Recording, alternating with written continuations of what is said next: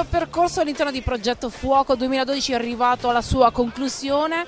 Abbiamo visto il fuoco, il fire, fuego, detto in tutte le lingue, in una manifestazione internazionale che conta oltre 500 aziende provenienti da tutto il mondo. Questo è il salone più importante relativo a quella che è la combustione del materiale legno e tutto il mercato adesso offerente. Abbiamo visto il fuoco impegnato per il riscaldamento, il fuoco come elemento di design, il fuoco che serve per cucinare, lo abbiamo visto in tutti i modi, perfettamente rappresentato e sintetizzato in questa kermesse fieristica, e speriamo che il fuoco sia entrato anche nei vostri cuori, così come lo ha fatto questa azienda che lo ha rappresentato così.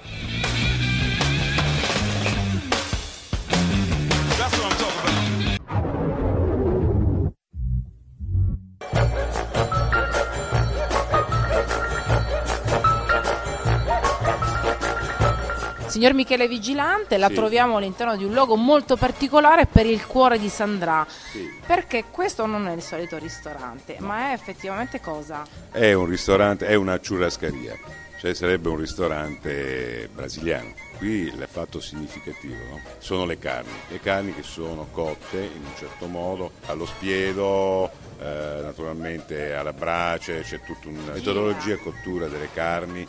Anche di servizio all'interno della churrascheria.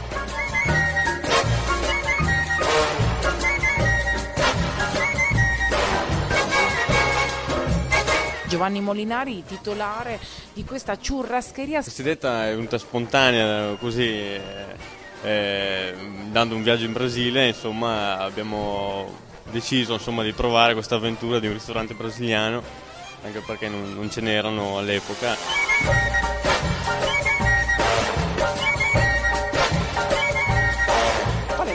Per quanto riguarda la gastronomia del Brasile? Ma la carne ovviamente cotta al churrasco, allo spiedo, con la spada servita ovviamente al tavolo, tagliata giù nel piatto, i buffet vari di verdure, di piatti che possono essere la feijoada, la farofa e altri piatti, insomma, tipici della cucina brasiliana.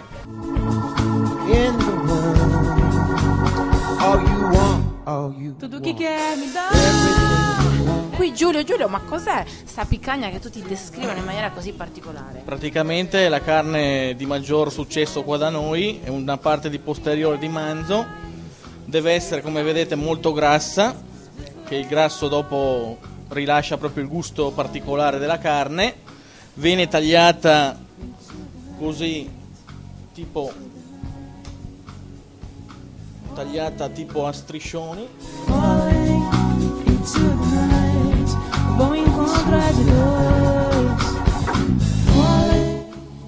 infilata tipo a palla così, cotta alla brace, dopo col sale grosso, è veramente ottima.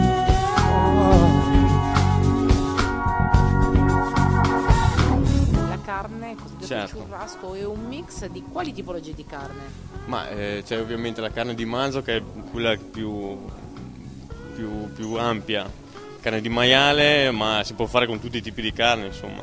E non devono mai mancare i fagioli. Il fagiolo, la feijoada, ovviamente il riso. E ovviamente il riso. Che lì è il piatto tipico.